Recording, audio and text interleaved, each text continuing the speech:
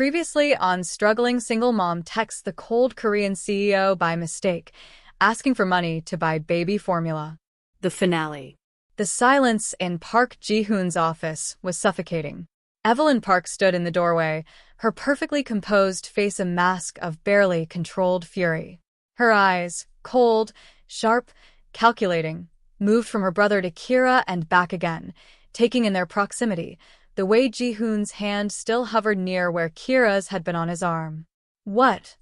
Evelyn repeated, each word precise as a scalpel. "Is going on here?" Kira took an instinctive step back, creating distance. But Ji-hoon remained where he was, his jaw tightening, his momentary vulnerability vanishing behind the Ice King mask. "We were discussing a work matter," he said, voice flat and emotionless once again. "A work matter?" Evelyn's laugh was sharp, humorless. "At 6 in the morning. Alone in your office. Standing close enough to..." She stopped herself, eyes narrowing. "Do you think I'm stupid, Ji-hoon? I think you're jumping to conclusions." "Am I?" Evelyn stepped fully into the office, closing the door behind her with deliberate care. "Because from where I'm standing, it looks like you're doing exactly what I warned you not to do." Kira found her voice. "Miss Park, You should probably leave." Evelyn cut in, not even looking at her. "This is a family matter." "She stays," Ji-hoon said quietly, but with unmistakable authority. Evelyn's head snapped toward her brother. "Excuse me?" "Kira stays." He moved slightly, positioning himself between his sister and Kira, a protective stance that didn't go unnoticed. "Whatever you need to say to me, you can say in front of her." Something dangerous flashed in Evelyn's eyes. "You're choosing her over me?" "I'm not choosing anyone over anyone. I'm simply stating that this conversation involves her, so she has a right to be present." "This conversation," Evelyn said, her voice dropping to something cold and lethal, "involves 15 years of sacrifice. 15 years of protection. 15 years of keeping you safe from exactly this kind of reckless." She gestured sharply at Kira. "Mistake." "I'm not a mistake," Kira said, anger finally overriding her intimidation. "I'm a person, and I'm standing right here." Evelyn turned to her slowly, and Kira understood why executives trembled in this woman's presence. There was something inhuman in that gaze, something that suggested Evelyn Park had long ago traded warmth for power and had no regrets. "You're a liability," Evelyn said simply. "You make my brother vulnerable. Weakness in our world is a death sentence. So yes, Ms. Bennett, you are absolutely a mistake." "Enough." Ji-hoon's voice cracked through the room like a whip. "You don't get to talk to her like that. I'm trying to protect you. By controlling me? By deciding who I can and cannot have in my life." His composure was fracturing, emotion bleeding through the cracks. "You've spent 15 years teaching me not to feel, Evelyn. Teaching me that emotions are dangerous, that connection is weakness, that the only way to survive is to be alone. And I believed you. I became exactly what you wanted, a perfect, emotionless machine. Is that really what you wanted for me?" "I wanted you safe," Evelyn said, and for the first time, Kira heard something other than ice in her voice. Pain maybe. Fear. "I wanted you to never hurt the way I..." She stopped abruptly, composure slamming back into place. "You don't understand what you're risking." "Then help me understand." Ji-hoon took a step toward his sister, and Kira saw the resemblance between them suddenly. The same sharp features, the same guarded eyes, the same desperate need for control masking deeper wounds. "Tell me why you're so afraid of me being happy." "I'm not afraid of you being happy," Evelyn said, but the words rang hollow. "I'm afraid of you being destroyed." "By what? By feeling something? By caring about someone?" His voice rose slightly, control slipping. "I've spent 15 years not feeling anything, Evelyn. 15 years of emptiness. Is that really better than the risk of being hurt?" "Yes," Evelyn said without hesitation. "Because hurt breaks you. Trust me on this." The weight of those words settled over the room like a shroud. Kira looked between the siblings, understanding dawning. This wasn't just about Ji-hoon. This was about whatever had happened to Evelyn, something that had taught her that emotions were the enemy, that connection was dangerous, that the only way to survive was to never let anyone close. What happened to you? Kira asked quietly. Evelyn's head turned sharply toward her. I'm sorry. Something happened to you. Something that made you believe love and connection are dangerous. What was it? That's none of your concern. It is as if it's the reason you're trying to keep your brother isolated and miserable. Kira, Ji-hoon started, warning in his voice. But Kira couldn't stop now. You said hurt breaks people. You said trust you on this. That's not abstract philosophy. That's personal experience. Someone hurt you. Badly enough that you've spent 15 years protecting your brother from the same thing. But you're not protecting him, Ms. Park. You're imprisoning him. The slap of Kira's words hung in the air. Evelyn's face had gone white, her hands trembling slightly before she clenched them into fists. You know nothing about me. Nothing about what I've sacrificed. Then tell me, Kira challenged. Tell us. Because right now, all I see is a woman who's so afraid of being hurt again that she's determined to make sure no one else can love or be loved. And that's not protection. That's just spreading your pain to everyone around you. How dare you? She's right. Ji-hoon's voice was soft but firm. Evelyn, she's right. Something happened to you. Something that changed you. And instead of dealing with it, you've spent 15 years making sure I never have to face the same risk. But that's not life. That's just existing in a cage you built for both of us. Evelyn stared at her brother, and for just a moment, her mask cracked completely. Kira saw a raw pain flash across her face, something old and deep and never healed. You don't understand, Evelyn whispered. Then help me understand, Ji-hoon repeated gently. Please. I need to understand why you're so determined to keep me from this. Silence stretched, heavy and painful. Then, slowly, Evelyn walked to the window, staring out at Seoul's awakening skyline. When she spoke, her voice was hollow, distant. His name was Matthew Chun, she began. I was 19. He was the son of a partner in father's business, someone I'd known since childhood. Someone I trusted. She paused, and Kira saw her reflection in the glass, pale, rigid, barely holding together. We started dating quietly. Father didn't approve of office romances, so we kept it secret. I thought he cared about me, that what we had was real. Ji-hoon had gone very still, his face ashen. Evelyn. At a regional conference, he invited me to his hotel room. Said we could finally spend time together without hiding. Her voice remained flat, clinical, as if she was reciting someone else's story. I went, and I woke up the next morning not remembering anything after the first drink. But I knew what had happened. Oh God, Kira breathed. I tried to tell Father, tried to report it, but Matthew's family had connections, money, influence. It became my word against his. And in our world, in the world of corporate power and family dynasties, women who make accusations are seen as liabilities, problems to be managed. She turned from the window, and her eyes were dry, cold, dead. So I managed it myself. I destroyed Matthew Chen's career, piece by piece, deal by deal. Made sure he lost everything. And I made sure no one ever knew why. Evelyn, Ji-hoon said, his voice breaking. Why didn't you tell me?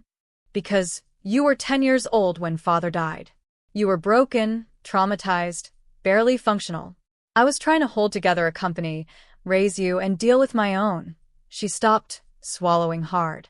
I couldn't burden you with this. I had to be strong. For both of us. So you made yourself numb, Kira said softly, understanding clicking into place. You taught yourself not to feel, so you could function. And then when Ji-hoon was struggling, you thought the same solution would work for him. Evelyn's silence was answer enough. The therapist, Ji-hoon said slowly, pieces fitting together. The one who treated me after Father's death. You went to him first, didn't you? For yourself. Dr. Min specialized in emotional regulation therapy. He helped me compartmentalize, function despite the trauma.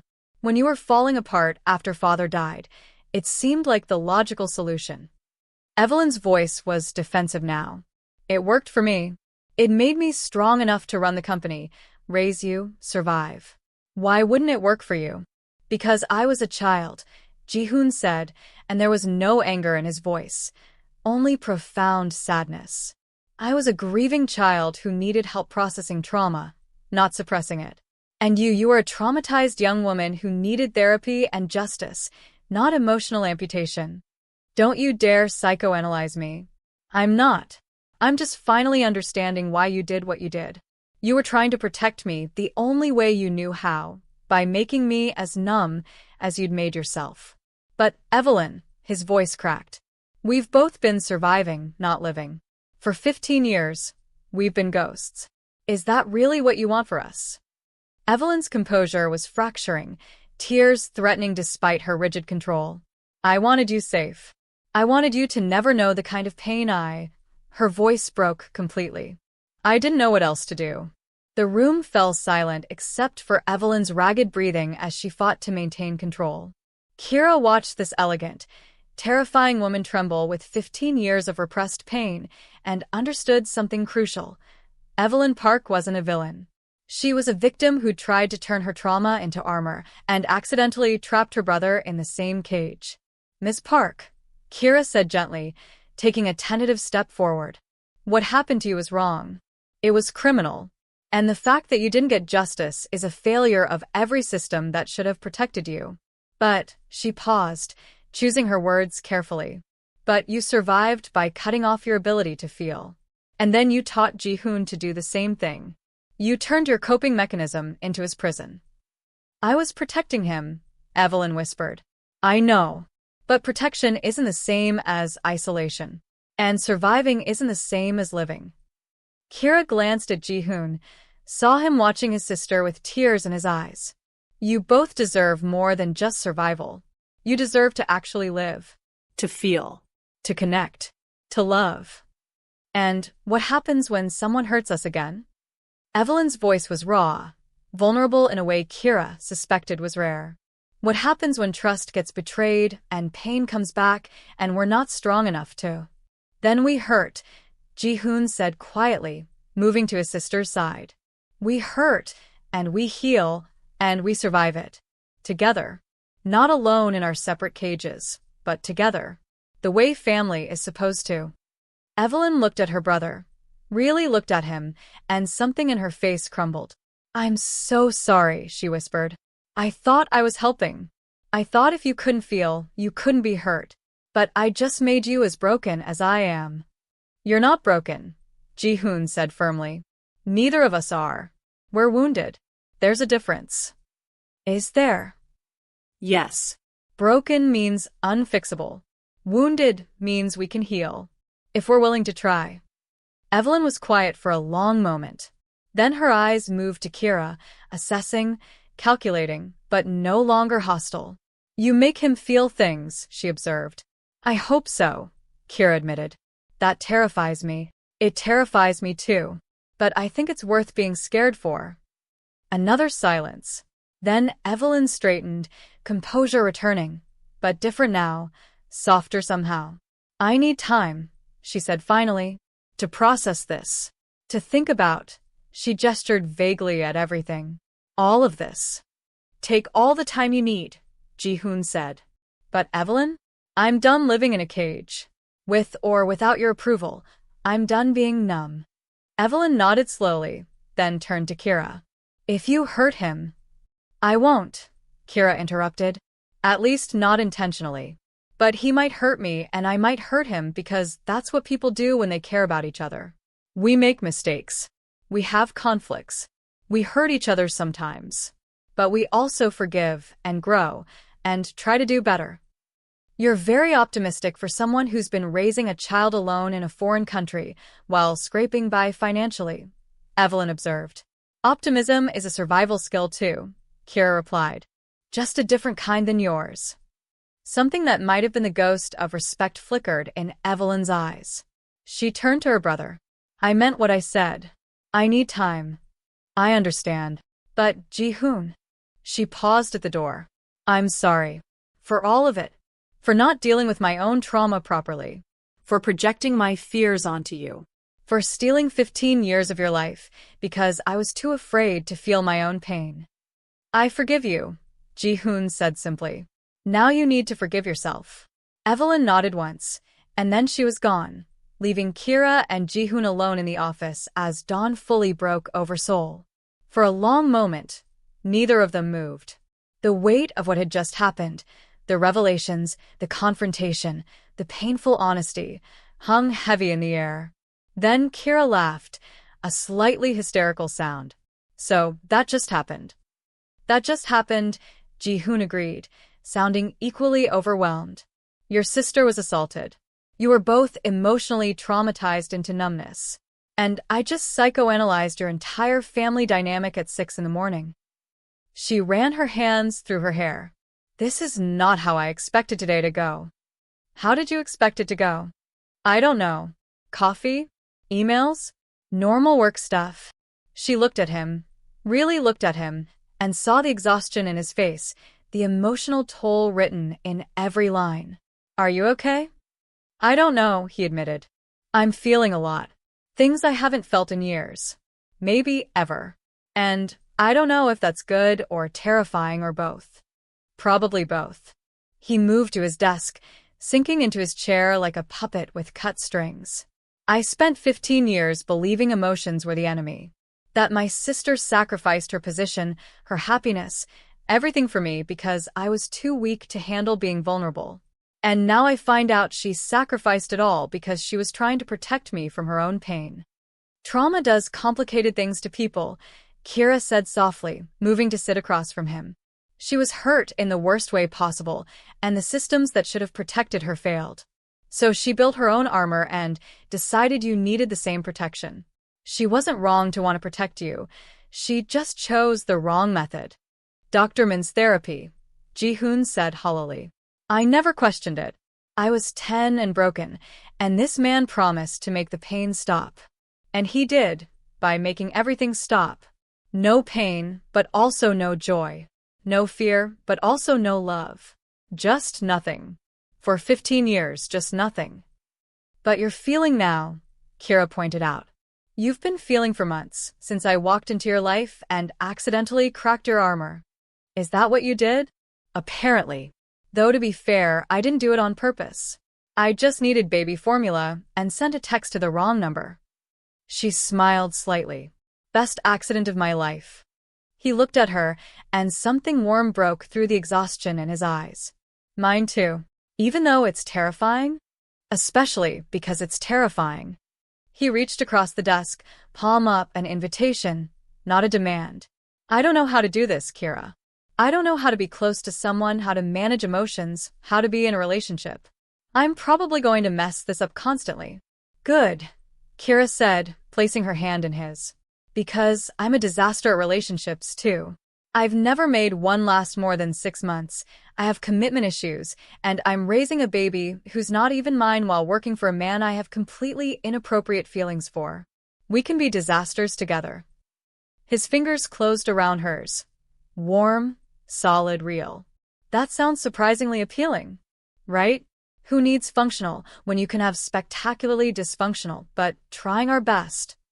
And then, impossibly, Park Ji-hoon laughed. A real, genuine laugh that transformed his entire face, making him look younger and lighter and free. Kira's heart did something complicated in her chest. I love you, she blurted out, then immediately froze. Oh God, I just said that out loud. That wasn't supposed to come out yet. We're having a moment, and I just made it weird. I love you too, Ji-hoon interrupted, and the words sounded rusty, uncertain, like he was learning a new language. I don't know if I'm doing this right. I don't know if what I'm feeling is actually love or just the desperate gratitude of a drowning man who's finally been thrown a lifeline. But whatever this is, this feeling in my chest when you're near, this constant wanting to be around you, this terror of losing you, I think it might be love. And that's, his voice cracked slightly, that's miraculous and terrifying in equal measure. That's pretty much what love is, Kira said, tears welling in her eyes. Miraculous and terrifying. Welcome to being human, Ji-hoon. It's overwhelming. I know. But you're not alone in it. That's the point. She squeezed his hand. We do this together. The terrifying feelings, the inevitable mistakes, the learning curve of being actual humans with emotions. We do it together. Okay. Okay, he whispered. Then louder. Okay. They sat there, hands linked across his desk as Soul woke up around them, and Kira thought that this messy, complicated, terrifying connection was worth every risk. So, she said finally, what happens now? Now. Ji-hoon considered. Now I think we need coffee. And possibly therapy. Definitely therapy. Individual or couples? Both, probably. Smart man. She stood, but didn't let go of his hand. Come on. Let's get out of this office. I know a place that does amazing breakfast. We can strategize our descent into emotional functionality over pancakes. I have meetings. Cancel them. I can't just cancel. You're the CEO. You can do literally anything you want. She tugged him toward the door. Come on, Ice King. Time to learn how to play hooky. I don't play hooky. You do now. Consider it lesson 1 in being human.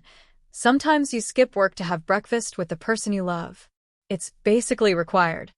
And somehow, miraculously, Park Ji-hoon let himself be pulled away from his desk, out of his office, away from the rigid structure of his carefully controlled life. As they walked through the empty executive floor, Kira's hand warm in his, he felt something he hadn't felt in 15 years. Hope.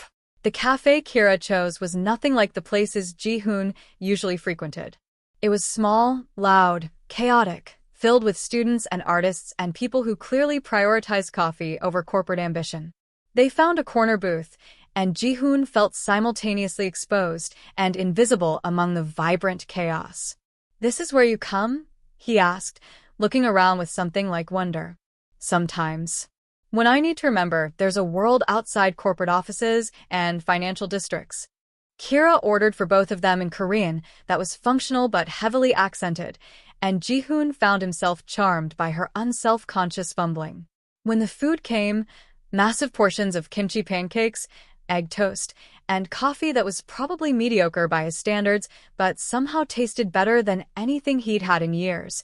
They ate in comfortable silence for a while. I need to call someone, Ji-hoon said eventually. A therapist. Not Dr. Min, someone who actually treats trauma instead of suppressing it. That's a good idea. And I need to talk to Evelyn. Really talk. Help her find help too, if she's willing. Also good. And I need to figure out how to actually be in a relationship because I have literally no experience with this and I'm almost certain I'm going to be terrible at it. Kira grinned. Well, lucky for you. I have lots of experience being terrible at relationships. I can teach you all the wrong things to do, and then we can figure out the right things together.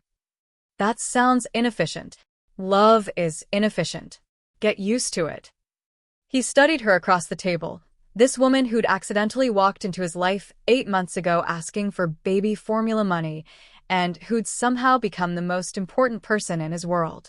I'm going to disappoint you, he said quietly. I'm going to shut down when things get overwhelming. I'm going to revert to old habits when I'm stressed. I'm going to forget how to be vulnerable and default to Ice King mode when I'm scared. I know. And you're okay with that? I'm okay with trying. With you trying, with me trying, with us figuring it out together. She reached across the table, taking his hand again. I'm not expecting perfection, Ji-hoon. I'm just expecting honesty. If you need space, tell me. If you're shutting down, tell me. If you're scared, tell me. We can work with honest. We can't work with walls. I've lived behind walls for 15 years. Then we'll take them down brick by brick. Together. The simplicity of it, the uncomplicated faith in her voice, made something in his chest ache. I don't deserve you, he said. Probably not. But you're stuck with me anyway. She bit into her kimchi pancake, then added around the mouthful. Besides, I don't deserve you either. I'm a mess. My apartment is a disaster. I can barely keep a plant alive. I'm raising a baby I have no idea how to raise. We're perfectly matched in our disasters. When you put it that way. We're both trying to figure out how to be functional adults while dealing with trauma, responsibility, and emotions we don't know how to process. The only difference is you've been numb for 15 years, and I've been feeling everything constantly. Maybe we can find some middle ground. Ji-hoon considered this. Balanced emotional dysfunction? Exactly. We'll be moderately dysfunctional together instead of extremely dysfunctional separately. It's science. That's not how science works. You don't know that. Are you a scientist? No, but then I'm calling it science. We're a science experiment in emotional functionality, or lack thereof. She grinned, and Ji-hoon felt his own mouth twitch in response. They finished breakfast, and Ji-hoon insisted on paying despite Kira's protests. As they left the cafe, stepping back into Seoul's morning chaos, Ji-hoon felt strangely light, as if something heavy he'd been carrying for years had finally been set down. What now? He asked. Now I need to pick up Amara from the neighbor who watched her this morning. And you? She poked his chest. Need to go home, sleep for at least 6 hours, and maybe take a shower. You look like you've been awake for 3 days. I've been awake for 3 days. That's not healthy. I'm aware. So go home. Sleep. We'll figure out the rest later. He caught her hand before she could pull away. Come with me. To your apartment? He paused, searching for words. I don't want to be alone right now. I know that's probably too much too fast, but I just spent 6 hours feeling more emotions than I've felt in 15 years, and the idea of going back to my empty apartment and being alone with all of this is... He stopped, overwhelmed. Terrifying. Kira finished for him. Yeah, I get it. Okay. We'll pick up Amara, grab some of her stuff, and come to your place. But fair warning, babies are loud, messy, and have no respect for expensive furniture. I think I can handle it. Famous last words. Park Ji-hoon's apartment was exactly what Kira expected. Enormous, immaculate, and completely devoid of personality. Floor-to-ceiling windows, minimalist furniture, abstract art that probably cost more than her yearly rent. Everything in shades of gray, white, and black. It's very you, she said diplomatically. It's sterile, he corrected, looking around his home as if seeing it for the first time. I never noticed before, but it's completely sterile. There's nothing personal here at all. Well, Amara's about to fix that. Kira set down the diaper bag and released Amara from her carrier. The baby immediately began her systematic exploration routine, crawling toward anything that looked interesting and potentially dangerous. Should she be? Ji-hoon gestured helplessly as Amara made a beeline for an expensive-looking sculpture. Probably not. Kira scooped up the baby, redirecting her toward a safer area of the living room. Here, hold her for a minute while I baby-proof the obvious death traps. Before he could protest, Kira deposited Amara in his arms and began moving breakable objects to higher shelves. Ji-hoon stood frozen, holding the baby awkwardly, as Amara stared up at him with solemn dark eyes. She reached up, tiny hand patting his cheek, and something in his chest cracked open. Hello, he said softly. Amara babbled something that might have been a greeting, or might have been a demand for food. It was unclear. I don't know what you're saying, Ji-hoon admitted. She says you look tired and should sleep, Kira translated, moving a glass vase out of reach. She said all that? Baby language is complex. I'm an expert translator. Amara squirmed, and Ji-hoon adjusted his hold carefully, remembering that night months ago when he'd held her for the first time with shaking hands. He was steadier now, more confident, but the weight of responsibility still felt enormous. She's so small, he observed. And yet capable of destroying entire rooms in minutes. Never underestimate the chaos potential of babies. Kira finished her safety sweep and turned to find Ji-hoon and Amara staring at each other with identical expressions of cautious curiosity. Her heart did something complicated. You're good with her. I'm terrified of dropping her. That's normal. I'm still terrified of dropping her, and I've been doing this for 6 months. Does the terror ever go away? I'll let you know when I find out. She took Amara back, settling the baby on a blanket with some toys. Okay. You, bedroom. Sleep. Now. I should. Sleep. That's what you should do. Everything else can wait. Ji-hoon looked like he wanted to argue, but exhaustion was winning. Will you still be here when I wake up? Where else would I be? You could change your mind. Realize this is insane. Leave while I'm unconscious. I could, Kira agreed. But I won't. I'm weirdly invested in this disaster now. You're stuck with me. He nodded, then disappeared into his bedroom. Kira heard the door close, and then silence. She looked around the sterile apartment, so different from her cramped, messy space, and thought about the man sleeping in the next room. The Ice King who was learning to thaw. The broken man who was trying to heal. Your uncle is a mess, she told Amara, who was attempting to eat a toy giraffe. But he's our mess now. What do you think? Can we handle him? Amara blew a raspberry, which Kira chose to interpret as enthusiastic agreement. When Ji-hoon woke 8 hours later, Kira had turned off his phone and all his alarms. He found his apartment transformed. Amara's toys were scattered across the pristine living room floor. Empty baby bottles sat on his Italian marble countertops. A blanket fort had been constructed using his expensive throw pillows. And Kira was asleep on his couch, Amara napping on her chest, both of them peaceful in the afternoon light. Something in Ji-hoon's chest, that thing that had been frozen for 15 years, melted completely. This was what he'd been missing. Not perfection, not control, not sterile order. But this mess and chaos and life and love. He pulled out his phone, intending to take a picture, then stopped himself. This moment didn't need to be captured. It just needed to be lived. Instead, he quietly began preparing coffee. 2 cups, one for him and one for when Kira woke. As he moved through his kitchen, he thought about how much had changed in 8 months. How one accidental text had unraveled his entire carefully constructed life. And how grateful he was for that accident. You're staring. Kira's sleepy voice came from the couch. I'm observing. Creepy semantics.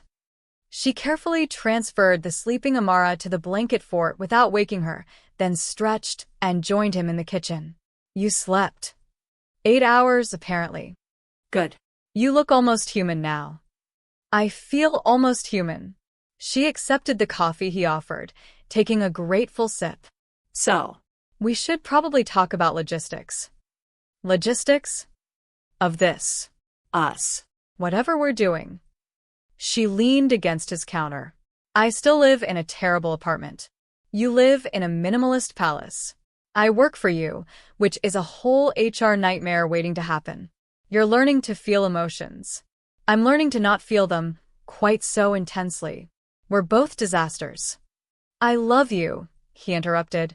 She blinked. What? I love you. I know I said it this morning, but I wanted to say it again while I'm rested and thinking clearly. I love you. You make me feel things I didn't think I'd ever feel. You make me want to be better, do better, live better. You and Amara, you make this sterile apartment feel like it could be a home. You make my life feel like it's worth living instead of just surviving. Kira set down her coffee cup carefully. That's a lot. Too much. No. Her voice wavered. Just give a girl some warning before you say things like that. My heart can't handle surprise declarations of love. Noted. I'll schedule them in advance. You're joking. You're actually joking. She laughed, wiping at her eyes. God, I love you. I love you so much it terrifies me. Which I think means we're doing this right. If doing it right means being constantly terrified, then yes, we're excelling. She moved into his arms, and Ji-hoon held her carefully, still learning how to do this. How to offer comfort, how to accept it, how to be close to another person without panic. So logistics, she said against his chest. We need to figure out. Move in with me, he blurted. She pulled back to look at him. What? Move in. You and Amara. Your apartment isn't safe. You're barely making rent even with your salary. And he paused, choosing words carefully. I don't want to be alone anymore. I want to wake up to your chaos. I want Amara's toys destroying my perfect order. I want to learn how to be a family, even though I have no idea what I'm doing. Ji-hoon, that's too fast. I know. We've only just.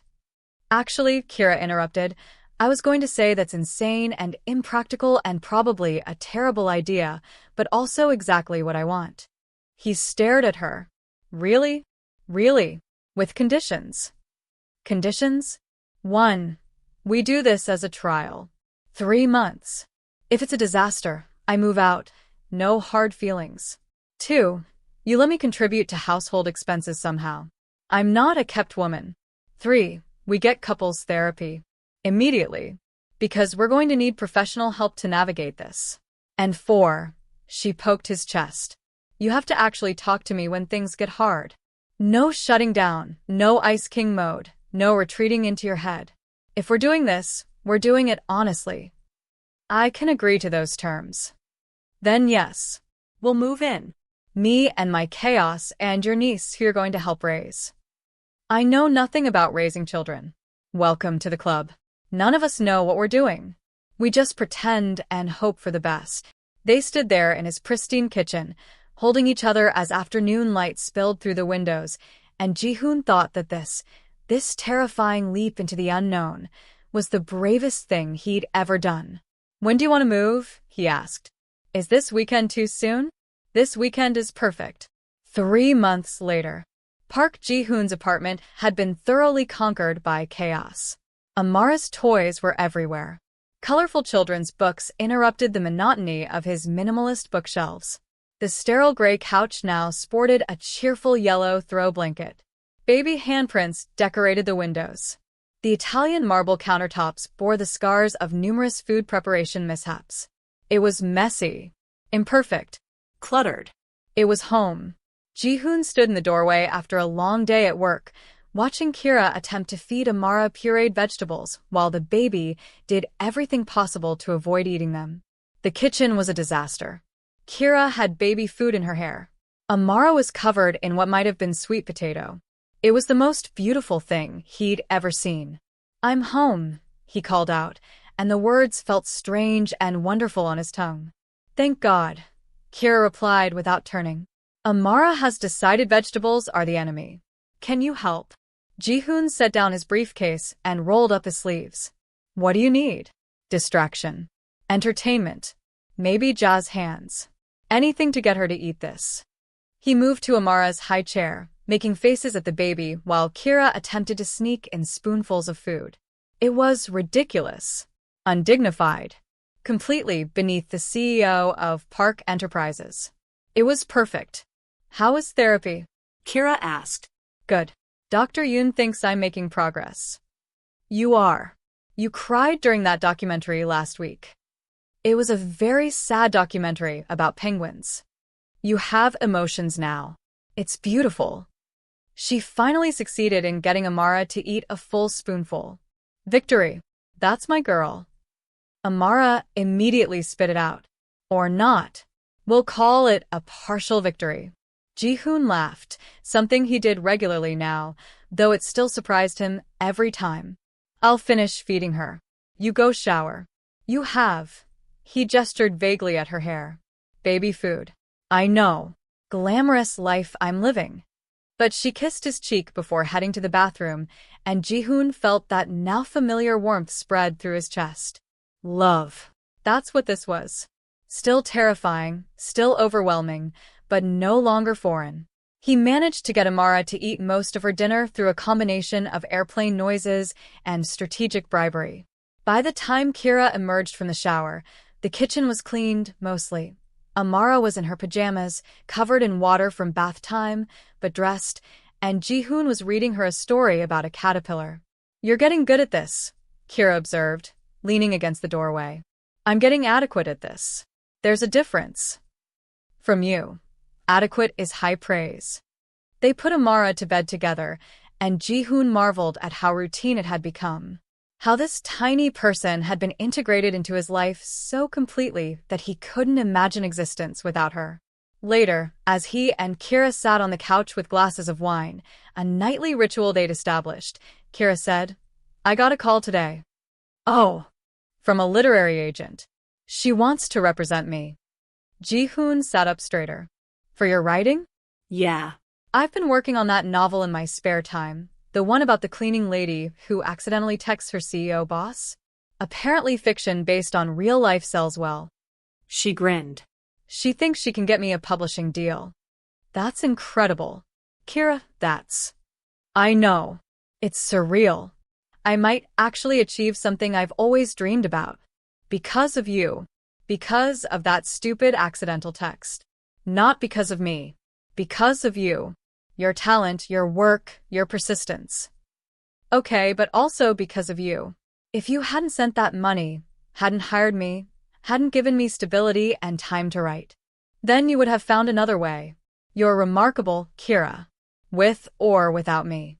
She leaned into him, and they sat in comfortable silence, watching Seoul's lights twinkle through the windows. I talked to Evelyn today, too, Ji-hoon said eventually. How is she? Better. She started therapy last month. She's actually opening up. It's slow, but she's trying. That's good. She asked about you. About Amara. Asked if we were happy. What did you tell her? The truth. That I'm terrified every day, that I constantly worry I'm doing everything wrong, that emotions are still overwhelming and difficult, and sometimes I want to retreat back into numbness. He paused. But that I'm happier than I've ever been. That living, really living, is worth all the fear. Kira was quiet for a moment. Then, I'm proud of you. You know that. For what? For trying. For choosing to feel even though it's scary. For letting yourself be vulnerable. For being human. She kissed him softly. For loving us. Loving you is easy, he said. Everything else is hard, but loving you is the easiest thing I've ever done. Smooth talker. Who taught you that? Dr. Yoon suggested expressing my feelings more verbally. Remind me to send Dr. Yoon a thank you card. They sat there, wrapped in each other's warmth, and Ji-hoon thought about the past 8 months. About how one accidental text had changed everything. About how chaos and mess and love had invaded his carefully controlled life. About how grateful he was for every moment of it. Marry me, he said. Kira choked on her wine. What? Marry me? Not now, we're nowhere near ready for that. But someday. When we're both less of a disaster. When we've figured out how to be functional adults. When Amara's old enough to be a flower girl. He turned to face her. I want forever with you. Messy, chaotic, terrifying forever. Kira's eyes were bright with tears. That's the worst proposal I've ever heard. I'll work on it. Good. Because when you actually propose someday when we're ready, I want romance. I want planning. I want you to at least be on one knee. Noted. I'll have my assistant schedule it. You're ridiculous. You love me anyway. God help me, I do. She kissed him again, deeper this time. Yes, by the way. Someday, when we're ready, when you actually plan it properly, yes. Yes, I'll marry you. I'll marry your emotional growth and your terrible jokes and your expensive apartment and your complete inability to function without 16 schedules. I'll marry all of it. Ji-hoon held her close, feeling emotions he still couldn't fully name, but that felt right and true and real. From the nursery, Amara's cry echoed, not distressed, just awake and demanding attention. That's my cue, Kira sighed, starting to stand. I'll get her, Ji-hoon offered. You finish your wine. You sure? I'm sure. He walked to the nursery, where Amara stood in her crib, holding onto the rails and babbling indignantly about being awake alone. When she saw him, her face lit up, a smile that melted every frozen piece he'd once thought was permanent.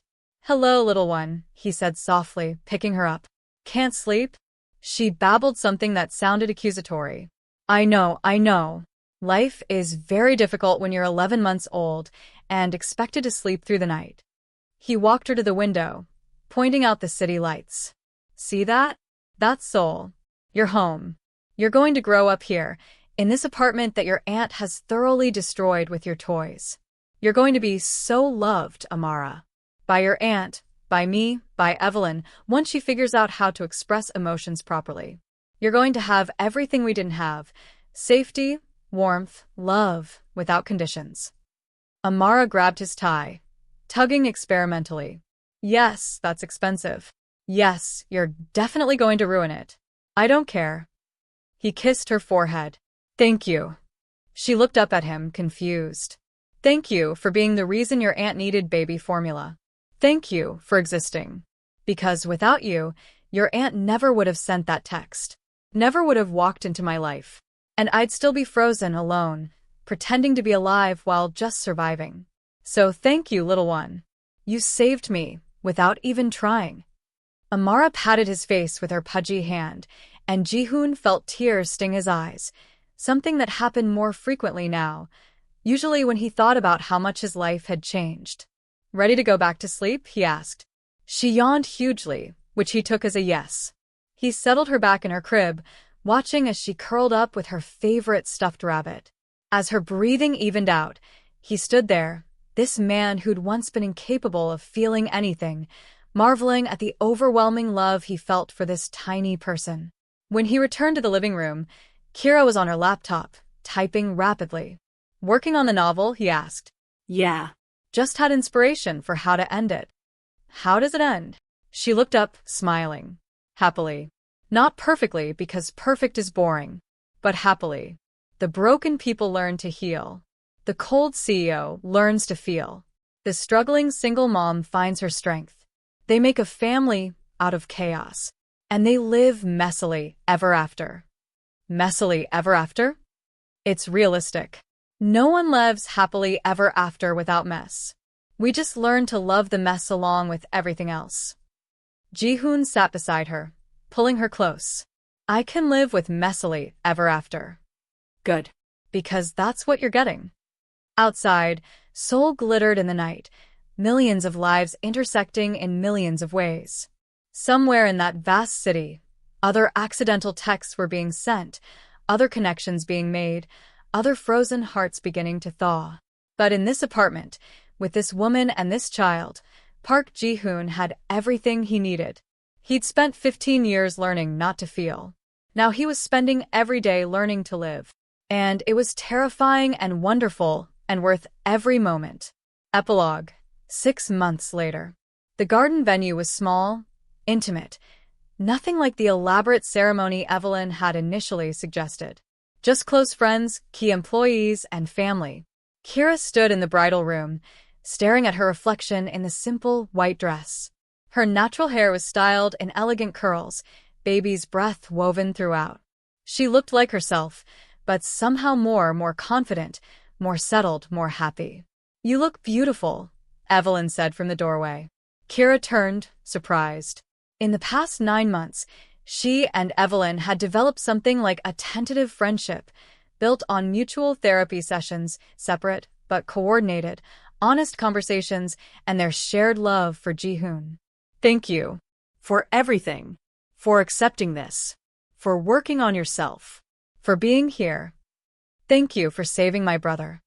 Evelyn's voice was softer than Kira had ever heard it. For giving him a life worth living. He saved himself. I just gave him a reason to try. That's more than anyone else ever gave him. Including me. Evelyn moved forward, surprising Kira by pulling her into a brief hug. Be happy. Both of you. You deserve it. When Evelyn left, Kira's friend Wally burst in, Amara toddling behind him in her flower girl dress. Okay, it's time. Are you ready to marry your cold CEO? He's not cold anymore, Kira corrected, scooping up Amara. He's lukewarm at best.